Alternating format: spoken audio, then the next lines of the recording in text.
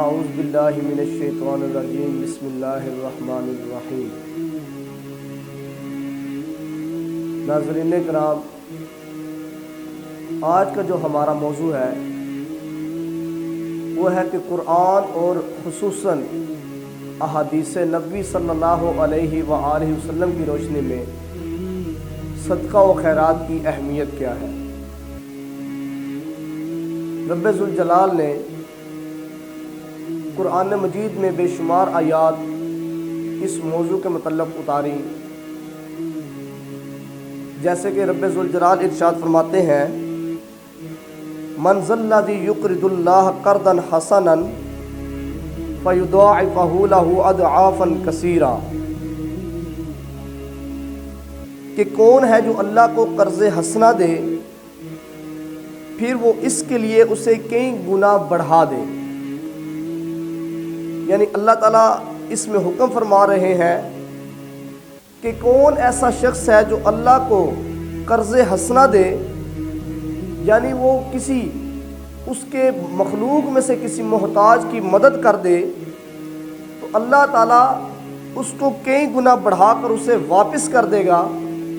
تو گویا کسی اللہ کے بندے کی کسی حاجت مند کی مدد کرنا وہ اللہ کو قرض حسنہ دینا ہے۔ تو اس آیت کے اندر اللہ تعالیٰ نے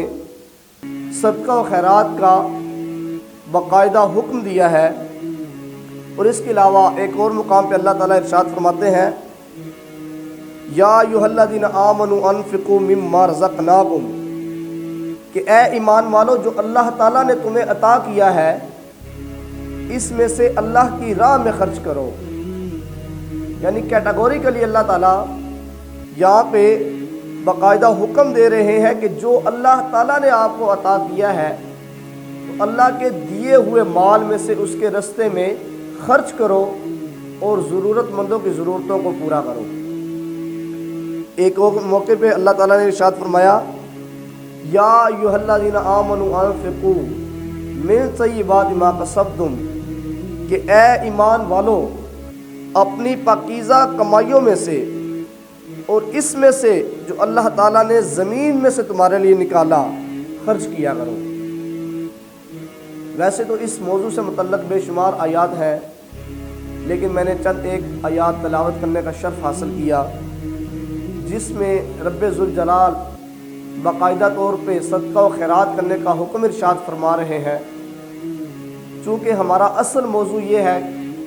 کہ حضور سرور عالم صلی اللہ علیہ وآلہ وسلم کے فرامین کی روشنی میں صدقہ و خیرات کی کیا اہمیت بیان کی گئی ہے، تو ہم چند مستند احادیث مبارکہ کی روشنی میں اپنے اس موضوع کو لے کے چلیں گے۔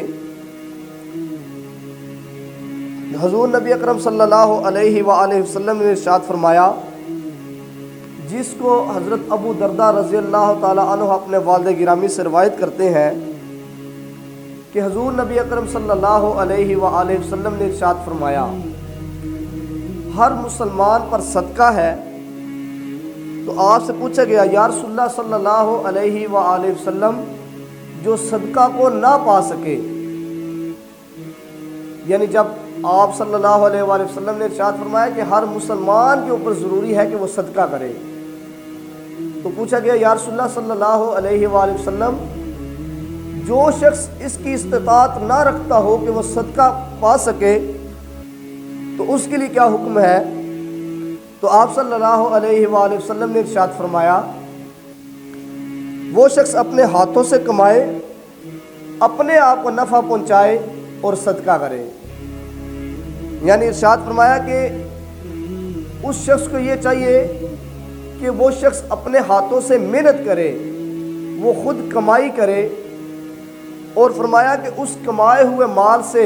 اپنے آپ کو بھی نفع پہنچائے اور صدقہ کرے۔ گویا اپنے مال میں سے اپنے آپ کو نفع پہنچانا یہ بھی اللہ کے ہاں اجر کا باعث بنتا ہے، اور فرمایا اس کمائے ہوئے مال میں سے بھی پھر صدقہ کرے، اور خود اس کا یہ اپنے ہاتھوں سے مال کمانا اور اللہ کی راہ میں خرچ کرنا یہ بھی صدقہ ہے۔ عرض کی یا رسول اللہ صلی اللہ علیہ وآلہ وسلم اگر ایک شخص یہ بھی نہ کر سکے کہ یعنی وہ مال کما نہ سکے اور اپنے اوپر خرچ نہ کر سکے تو وہ کیا کرے؟ تو فرمایا وہ کسی مجبور اور پریشان حال بندے کی مدد کرے۔ یعنی آپ نے اس سے آگے والا سٹیپ بیان کیا کہ اگر کوئی شخص یہ کام نہیں کر سکتا تو فرمایا وہ کسی پریشان آدمی کی مدد کر دے۔ تو کسی پریشانی میں مبتلا شخص کی مدد کو پہنچنا اور اس کی حاجت روائی کرنا، فرمایا یہ بھی صدقہ یعنی نیکی ہے۔ تو پوچھا گیا یا رسول اللہ صلی اللہ علیہ وآلہ وسلم، دیکھیں صحابہ کرام ساتھ ہی مزید سوالات کرتے تاکہ امت کے لیے اس میں آسانی کے پہلو نکلے۔ تو پوچھا یا رسول اللہ صلی اللہ علیہ وآلہ وسلم، اگر وہ شخص یہ بھی نہ کر سکے کہ کسی پریشان حال بندے کی مدد کر سکے تو پھر اس کے لیے کیا حکم ہے؟ تو فرمایا کہ وہ نیکی کا حکم دے۔ یعنی اگر وہ کسی پریشان حال آدمی کی مدد نہیں کر سکتا تو فرمایا اس کے لیے بھی صدقہ یہ ہے کہ وہ آگے لوگوں کو نیکی کا حکم دے۔ یعنی یہ وہ کام ہے جس میں آپ کے لیے مال کمانا اور خرچ کرنا یہ کوئی ایک ضروری امر نہیں ہے۔ نیکی کا حکم تو وہ کوئی غریب بندہ بھی دے سکتا ہے جو کہ مال نہیں کماتا اور مالی طور پہ کمزور ہے، فرمایا وہ صرف نیکی کا حکم دے، اس کے لیے یہ بھی صدقہ ہے۔ لیکن صحابہ نے یہاں پہ خاموشی اختیار نہیں کی۔ پوچھا یا رسول اللہ صلی اللہ علیہ وآلہ وسلم، اگر یہ بھی نہ کر سکے یعنی نیکی کا حکم بھی نہ کر سکے کہ اس کے لیے کوئی ایسا پلیٹ فارم نہ ہو کہ وہ لوگوں کو امر بالمعروف کی طرف لا سکے تو اس کے لیے کیا صدقہ ہے؟ تو آپ صلی اللہ علیہ وآلہ وسلم نے مزید اس کا بھی جواب دیا، فرمایا کہ وہ برائی سے باز رہے، یہ بھی صدقہ ہے۔ یعنی سارے مراحل بیان کیے۔ پہلے فرمایا کہ وہ مال کمائے اور اپنے آپ کو نفع پہنچائے، یہ صدقہ ہے۔ پوچھا یا رسول اللہ صلی اللہ علیہ وآلہ وسلم، اگر وہ یہ نہ کر سکے تو پھر کیا کرے؟ فرمایا کسی مجبور اور پریشان حال بندے کی مدد کر دے۔ فرمایا یا رسول اللہ صلی اللہ علیہ وسلم، عرض کی اگر یہ بھی نہ کر سکے تو فرمایا پھر وہ نیکی کا حکم دے۔ تو صحابہ نے پوچھا یا رسول اللہ صلی اللہ علیہ وآلہ وسلم، اگر ایک بندہ نیکی کا حکم بھی نہیں دے پا رہا تو پھر وہ کیا کرے؟ فرمایا کہ وہ پھر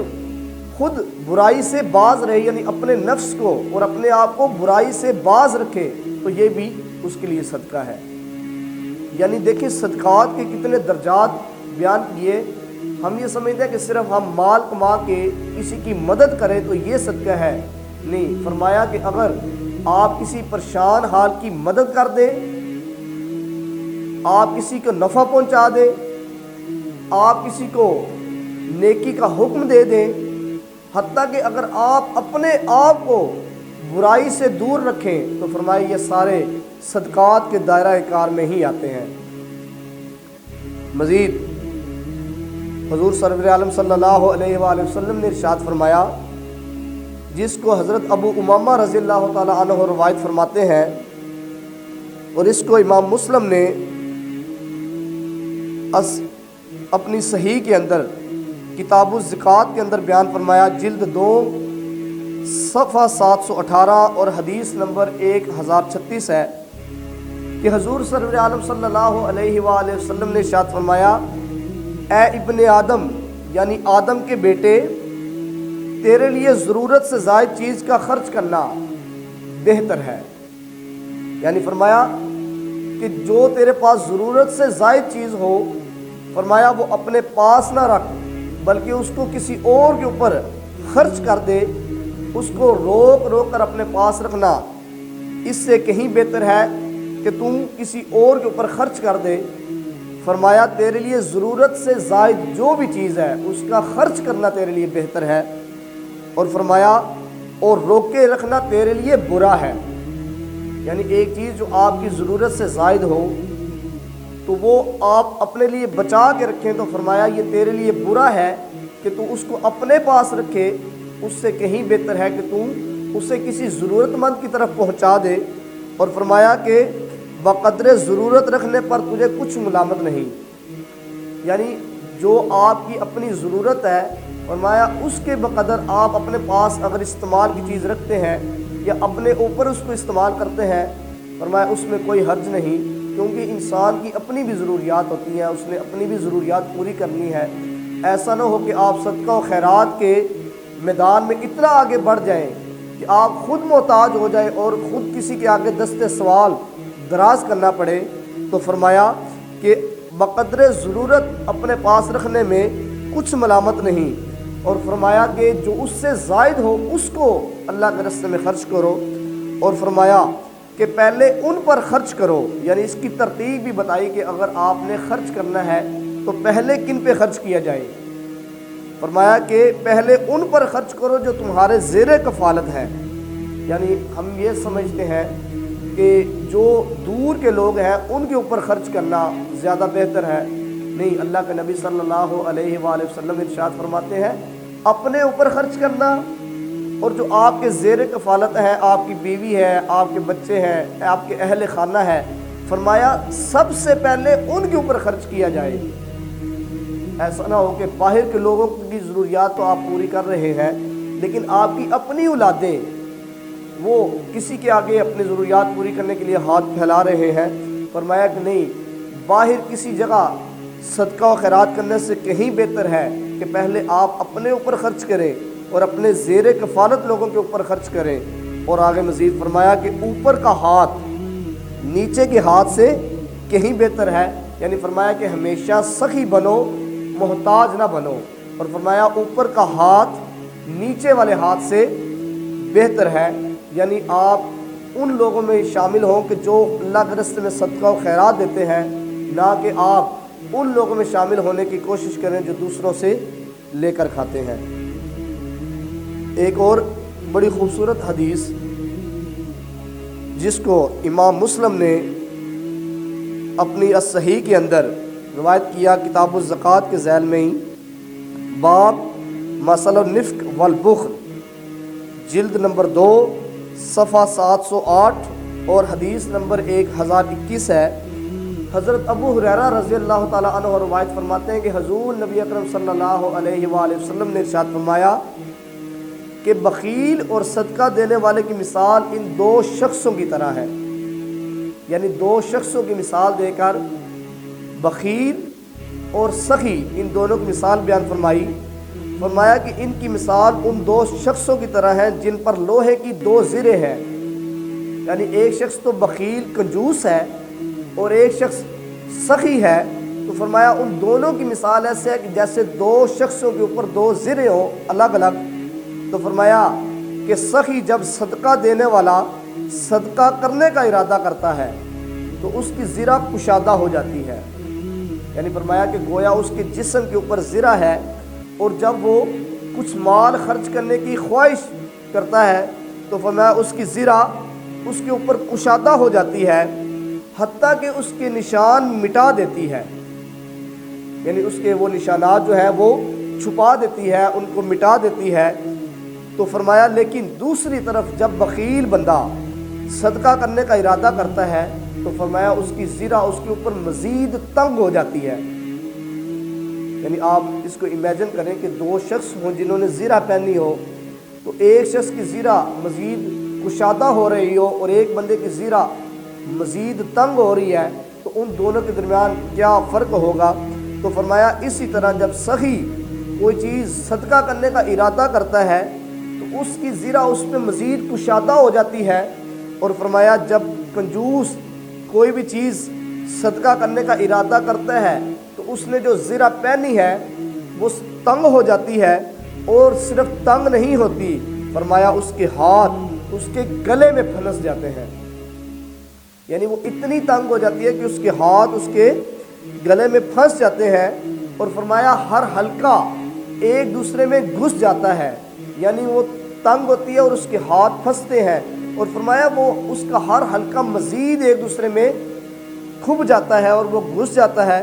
یعنی اس کی زرہ مزید تنگ ہوتی چلی جاتی ہے، اور فرمایا کہ بخیل اسے کشادہ کرنا چاہتا ہے مگر وہ کشادہ نہیں ہوتی،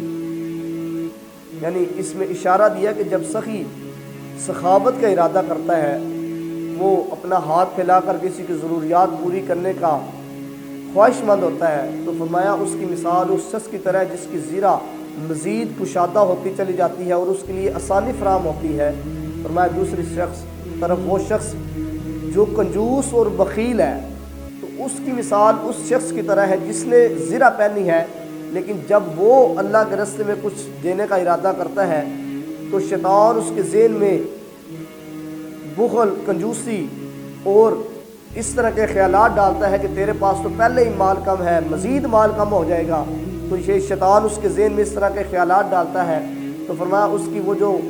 سخاوت کی ذرا تھی وہ مزید تنگ ہو جاتی ہے، اور اتنی تنگ ہوتی ہے کہ اس کے ہاتھ اس کے اندر پھنس کر رہ جاتے ہیں، اور فرمایا اس کا